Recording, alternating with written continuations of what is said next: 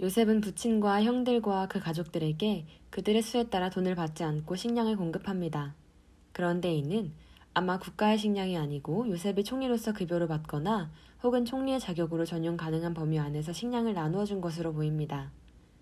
만약 이집트 국민들은 곡식을 사서 먹는데 요셉의 친족들만 무료로 받는다면 이는 이집트 백성들의 반감을 일으킬 만한 것입니다.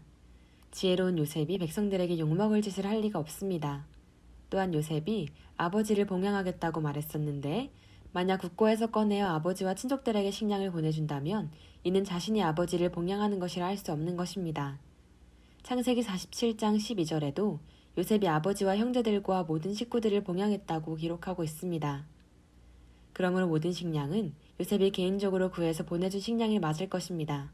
또한 형제들 중에 일부가 바로의 가축들을 관리해주는 일을 했으므로 그들의 급여를 식량으로 받을 수 있어서 생활에 더 도움이 되었을 것입니다. 요셉은 여러모로 아버지와 친족들을 돌보고 먹여 살리는 일을 많이 했는데 이런 것은 장자가 할 만한 일입니다. 그러므로 장자의 명분이 요셉에게 넘어가게 되는 것입니다. 기근은 더욱 심하여 이집트와 가나안 지방의 사람들은 대부분의 돈을 식량 사는 데 사용합니다. 점차 이집트와 가나안 지역의 금과 은의 대부분이 바로의 금고로 들어갑니다. 사실 기근이 아무리 심하다 해도 곡식값이 평소와 같다면 식량을 사는데 이렇게 많은 돈이 들 수가 없습니다. 백성들이 곡식을 사는데 대부분의 돈을 사용해서 시중에 돈이 마를 정도가 되었다는 것은 아마도 곡식값이 많이 올라서 그런 것이 아닐까 합니다. 이는 식량의 품귀 현상과 국가 비축 곡식값이 올라간 것 때문일 것입니다. 요셉 총리가 곡식값을 올린 것이 맞다면 그럴 만한 이유가 있습니다. 시중에는 곡식이 부족하니 그 값이 천정부지로 뛰었을 것입니다. 그런데 국가 비축 곡식을 과거와 같이 저렴하게 판매한다면 주변의 여러 나라들도 이집트의 곡식을 싸게 사서 방만하게 소비하며 살았을 것입니다. 이렇게 곡식을 맘대로 소비한다면 자국민도 다 먹이기 어려울 수 있습니다. 그러므로 국가의 곡식도 시중의 곡식값과 비슷하게 해서 소중한 만큼 비싸게 취급받게 한 것이 아닐까 합니다. 흉년이 길어지면서 이집트와 가나안에 감 나가는 건 모두 식량을 사는 데 써버리고 대부분의 사람들은 더 이상 곡식 살 돈이 없습니다. 요셉이 각자의 가축을 팔면 곡식을 주겠다고 제안하자 사람들은 모두 가축을 몰고 와서 곡식과 바꾸어 갑니다. 이로 인해 이집트의 대부분의 가축들이 국가의 소유가 됩니다. 이렇게 팔려온 짐승들은 굶주리는 주인에게 먹히거나 그들과 함께 굶주리지 않을 수 있었고 요셉 총리가 잘 먹여 살렸으니 결국 기근 중에 가축들이 많이 줄어드는 것을 막을 수 있게 된 것입니다. 다음 해에도 여전히 기근이 심하고 식량과 교환할 가축이 부족하니 이번에는 사람들이 곡식을 위해 자신들의 토지와 몸까지 받아달라고 요청하게 됩니다. 요셉은 그들의 요구대로 곡식을 공급해주고 그들의 토지와 몸을 다 사서 바로의 소유로 합니다. 고대 사회에서는 경제적인 자립 능력이 없는 사람이 스스로 원해서 종이 되는 경우가 많이 있었으므로 이런 거래가 자연스럽게 이루어지는 것입니다. 이로 인해 토지의 국유화가 이루어집니다. 당시 요셉은 이집트 백성들의 요구에 따라 토지와 사람들을 사들였으므로 그들은 후에라도 요셉을 원망하지 않았습니다. 그보다는 자신들이 생존할 수 있게 해준 요셉에게 고마워하고 바로에게 기꺼이 종이 되겠다고 할 정도였습니다. 요셉은 많은 백성들의 거주지를 성읍으로 옮깁니다. 이는 국가의 소유가 된 백성들에게 식량 공급을 원활하게 하기 위해서이기도 하고 국가 소유가 된 땅에 대해 더 이상 미련을 버리게 하기 위해서이기도 할 것입니다.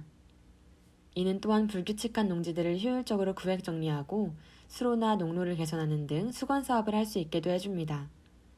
백성들이 모여서 살고 잘 정돈되거나 분배된 토지는 세금을 계산하고 추징하는 것도 쉽게 해줄 것입니다. 그런데 요셉 총리는 제사장들에 대해서만은 똑같이 하지 않았습니다. 당시 애굽은 정치와 종교가 분리되지 않았으므로 이들의 영향력은 대단히 컸습니다.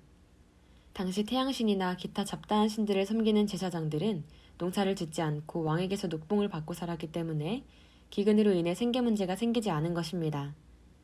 무엇보다도 제사장들을 맘대로 하다가 후대에라도 종교성이 강한 사람들에게서 불평이나 원망을 받지 않기 위해서 그들을 그대로 두었을 것입니다.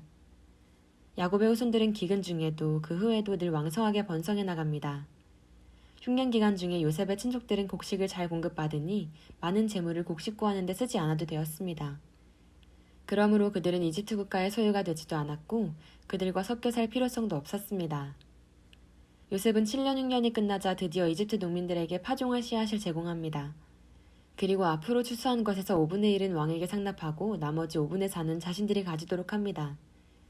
이는 왕의 종들이 왕의 땅을 경작해서 얻은 소득이므로 세금이 아니고 상납이라고 할 수 있을 것입니다. 이 방식은 향후에도 시대가 변하면서 계속 수정 보완되었기는 하였지만 그 기본 구조만은 그대로 유지되어 이집트 토지 제도의 기본법이 되었다 합니다. 수확의 20%를 상납한다는 것은 일반적인 경우에는 고율의 세금이라 할 수 있습니다. 그러나 토지의 소유자가 소작인에게 빌려주어 농사를 한 경우에는 보통 수확량의 3분의 1 정도를 받는 것이 일반적인 경향입니다. 이 경우는 자신들의 땅을 경작한 것도 아니고 그들의 땅과 몸도 국가 소유이고 파종할 씨앗도 무료로 나누어 준 것이니 국가에서 수확물의 절반을 가져가도 불평을 할 수 없는 상황입니다.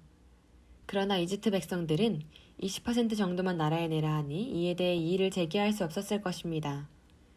또한 국가의 소유가 된 토지를 효율적으로 정리하고 협업을 쉽게 하여 수확량이 늘어난다면 이 정도의 세금은 백성들에게 큰 부담이 되지 않았을 것입니다. 7년 기근과 요셉이 세운 토지 제도의 최종 결과는 왕권이 강화되고 온 나라가 부유해지고 평화로워지는 것으로 마치게 됩니다. 왕실이 부유해지고 왕권이 강해지면 많은 무기들과 말들을 구입하고 상비군을 둘 수 있고 병사들에게 급여를 더 주어 충성을 유도할 수 있습니다. 결국 이집트의 국력은 더 강해지고 이로 인해 전쟁이 사라지고 평화가 오래 지속되는 효과가 생기는 것입니다. 특히 이집트의 경제 문제는 7년 기근이 마친 후에도 지혜로운 요셉 총리가 다 맡아서 했으므로 나라는 오래도록 평화로울 수밖에 없었을 것입니다. 이집트는 요셉 총리로 인해서 음으로 양으로 많은 도움을 받고 국가의 번성기로 들어갈 수 있게 된 것입니다.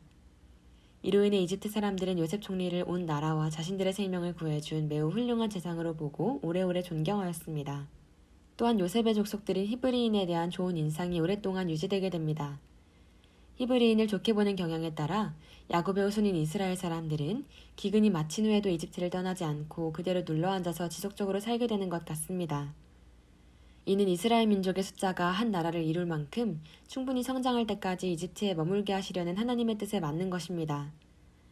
하나님은 이스라엘 민족이 가나안의 우상숭배와 추악한 성문화에 빠지지 않으면서 순수한 믿음으로 성장하게 하려고 이집트에 400년간 머물게 하시려는 것입니다. 요셉 한 사람의 믿음과 인내와 지혜로 인해 이집트와 가나안이 넉넉히 생존하고 그의 족속 이스라엘이 이집트에서 잘 양육되며 성장할 수 있었습니다. 요셉은 그의 믿음이나 행실에 있어서 결함이 기록되지 않은 매우 훌륭한 사람입니다. 요셉만큼 하나님의 뜻에 맞게 잘 쓰여지고 하나님을 기쁘시게 한 사람도 많지 않은 것 같습니다. 우리도 요셉을 배우고 그를 본받아 살아가면 세상에 많은 좋은 영향을 미치고 하나님을 더 영광스럽게 할 수 있을 것 같습니다. 시청해주셔서 감사합니다.